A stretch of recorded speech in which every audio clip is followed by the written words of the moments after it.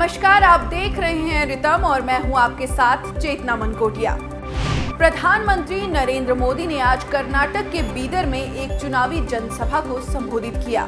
PM ने कांग्रेस पर तीखा हमला करते हुए कहा कि कांग्रेस शासन की तुलना में भाजपा शासन के तहत राज्य में विदेशी निवेश 3 गुना बढ़ा है। पीएम नरेंद्र मोदी ने कहा कि प्रदेश में दोगुनी गति से दोहरा विकास हो रहा है। उन्होंने कहा कि कर्नाटक फिर से भाजपा सरकार के लिए तैयार है। पीएम ने कांग्रेस पर हमला बोलते हुए कहा कि कांग्रेस ने केवल कर्नाटक के किसानों और लोगों से झूठे वादे किए थे। कांग्रेस सरकार के तहत राज्य के किसानों को कोई लाभ नहीं मिला। बता दें कि कर्नाटक में विधानसभा चुनाव के लिए 10 मई को वोट डाले जाएंगे और 13 मई को मतगणना होगी। कुख्यात माफिया डॉन मुख्तार अंसारी के खिलाफ उत्तर प्रदेश में गाजीपुर की एमपी एमएलए कोर्ट ने आज गैंगस्टर एक्ट केस में 10 वर्ष की सजा सुनाई है। इसी के साथ अदालत ने 5 लाख रुपए का जुर्माना भी लगाया है। बता दें कि 9 नवंबर 2005 को बीजेपी के तत्कालीन विधायक कृष्णानंद राय की घेर कर हत्या कर दी गई थी। इस वारदात को मोहम्मदाबाद थाना क्षेत्र के बसनिया चट्टी पर अंजाम दिया गया था। बताया जा रहा है कि मुख्तार अंसारी की गैंग ने पहली बार इस वारदात में AK-47 का इस्तेमाल किया था। इस मामले में विधायक कृष्णानंद राय समेत 7 लोगों की मौके पर ही मौत हो गई थी।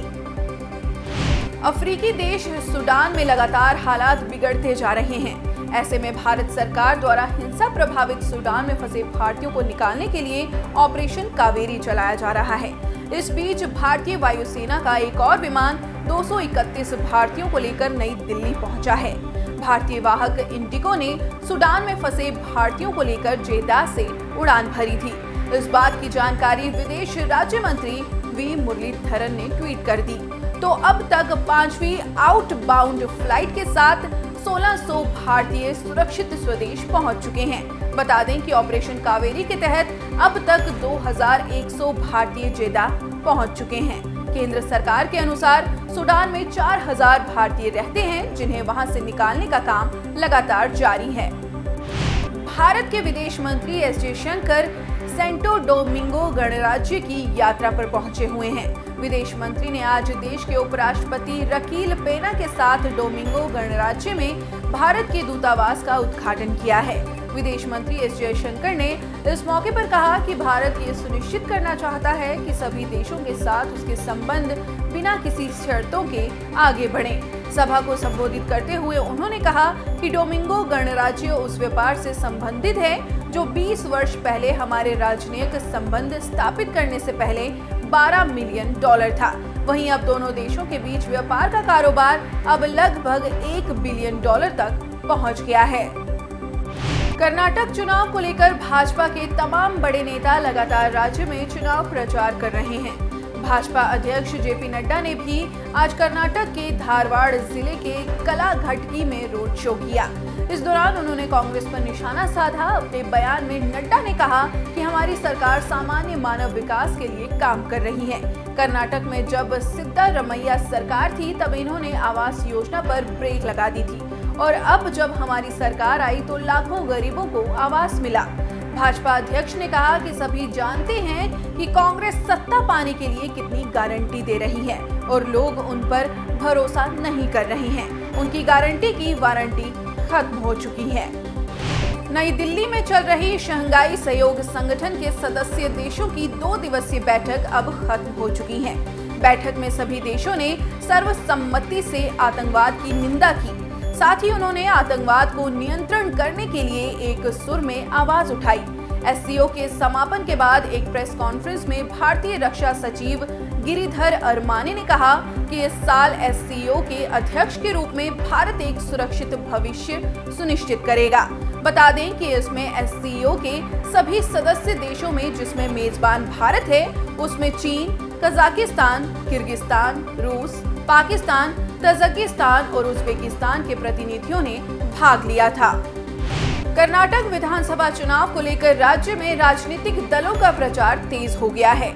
इन सब के बीच मध्य प्रदेश के मुख्यमंत्री शिवराज सिंह चौहान भी कर्नाटक में बीजेपी के लिए चुनाव प्रचार करने पहुंचे हैं। शिवराज सिंह चौहान ने पत्रकारों से बातचीत करते हुए कांग्रेस पर निशाना साधा। शिवराज ने कहा कि कांग्रेस विष कुंभ बन गई है। वे प्रधानमंत्री नरेंद्र मोदी जी के बारे में जहर ही फैलाती रहती है। शिवराज सिंह ने कहा कि ये सत्ता जाने की छटपटाहट है जो बौखलाहट में बदल गई है, इसीलिए कांग्रेस के विष कुंभ से जहरीले बयान निकल रहे हैं। उत्तर प्रदेश में होने वाले निकाय चुनावों को लेकर सीएम योगी लगातार राज्य का दौरा कर रहे हैं। इस कड़ी में सीएम ने आज महाराजगंज में एक रैली को संबोधित किया और कहा कि सपा, बसपा, कांग्रेस ने युवाओं को तमंचा दिया, भाजपा सरकार ने टैबलेट दिया है। पहले व्यापारी झुककर चलते थे और गुंड माफिया सीना तान कर चलते थे, अब उल्टा हो गया है। अब व्यापारी सीना तान कर चलते हैं। सीएम ने कहा कि दिल्ली का पैसा जमीन पर दिख सके, इसके लिए डबल इंजन की सरकार में पैसा दिया जा रहा है। योजनाओं का लाभ देने में किसी की जाति नहीं देखी गई। कांग्रेस अध्यक्ष मल्लिकार्जुन खड़गे द्वारा दिए गए बयान पर मध्य प्रदेश के गृह मंत्री नरोत्तम मिश्रा ने निशाना साधा है। बीजेपी नेता नरोत्तम मिश्रा ने जबलपुर में एक जनसभा को संबोधित करते हुए कहा कि न जाने मल्लिकार्जुन खड़गे इतना जहर कहां से लाते हैं। उन्होंने कहा कि पीएम मोदी को मौत का सौदागर बताने का अंजाम गुजरात में सोनिया गांधी को भुगतना पड़ा और अब खड़गे को भी बयान का खामियाजा कर्नाटक के चुनाव परिणाम से भुगतना पड़ेगा। मिश्रा ने कहा कि कांग्रेस की मानसिकता, संस्कृति और विचारधारा ही जहरीली है। उन्होंने कहा कि जनाधार विहीन कांग्रेस के नेता सुर्खियों में बने रहने के लिए इस तरह के जहरीले बयान देते रहते हैं जो आपत्तिजनक और निंदनीय हैं। भारतीय सेना ने आज महिला अधिकारियों के फर्स्ट बैच को आर्टिलरी रेजिमेंट में अनुमति देकर महिलाओं की भूमिका को बढ़ाया है। चेन्नई में ऑफिसर्स ट्रेनिंग एकेडमी में लंबे और कठिन प्रशिक्षण को कामयाबी के साथ पूरा करने के बाद 5 महिला अधिकारियों को रेजिमेंट में शामिल कर लिया गया। आर्टिलरी रेजिमेंट के जरिए कमीशन पाने वाली इन 5 महिला अधिकारियों को उनके पुरुष समकक्षों के समान ही अवसर मिलेंगे। इस रेजिमेंट में 19 पुरुष अधिकारियों को भी शामिल किया गया है। देश में कोरोना के मामलों में मामूली गिरावट देखी जा रही है। पिछले 24 घंटे में कोरोना के 7,171 नए मामले सामने आए हैं। इसी के साथ देश में सक्रिय मरीजों का आंकड़ा 51,000 के पार पहुंच गया है। केंद्रीय स्वास्थ्य मंत्रालय ने बताया कि बीते 24 घंटे में रिकवरी दर 98.70% दर्ज की गई, तो वहीं पिछले 24 घंटे में 40 लोगों ने संक्रमण से दम तोड़ा है। बाबा विश्वनाथ की नगरी काशी को विश्व स्तरीय शहर बनाने का काम लगातार जारी है। मिली जानकारी के अनुसार उत्तर वाहिनी गंगा में 8 नए घाट बनाए जाएंगे। इनके विकास के बाद वाराणसी में घाटों की संख्या बढ़कर 93 हो जाएगी। इसके साथ ही स्मार्ट सिटी ने करीब 60 करोड़ रुपए से नमो घाट तैयार किया है। स्मार्ट सिटी के तहत कच्चे घाटों को विकसित करने का खाका तैयार कर लिया गया है। इसके फेज 2 का निर्माण चल रहा है। योजना के अनुसार यहां पर निर्माणाधीन हेलीपोर्ट से 2 हेलीकॉप्टर उड़ान भरेंगे जो अयोध्या और प्रयागराज तक जाएंगे। इससे पर्यटन को बढ़ावा मिलना तय माना जा रहा है।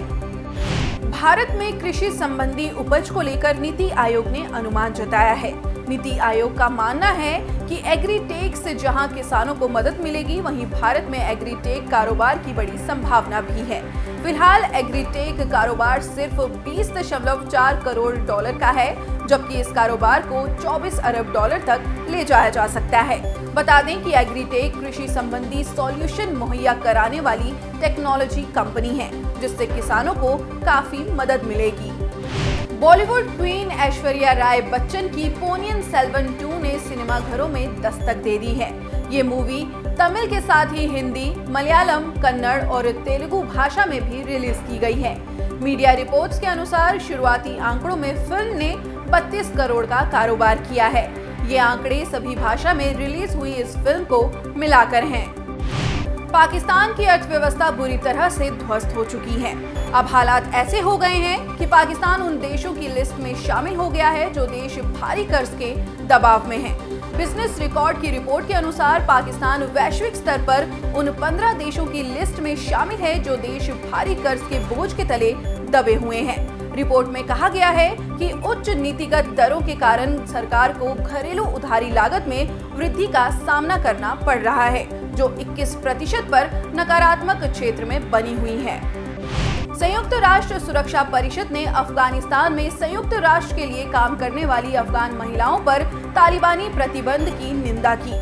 साथ ही यूएनएससी ने तालिबान नेताओं से महिलाओं और लड़कियों के अधिकारों पर लगाए गए प्रतिबंध को तत्काल खत्म करने का आह्वान किया। बता दें कि यूएनएससी में एक प्रस्ताव लाया गया जिसमें अफगानिस्तान में महिलाओं पर लगाए गए प्रतिबंध को खत्म करने के लिए तालिबान से आह्वान किया गया।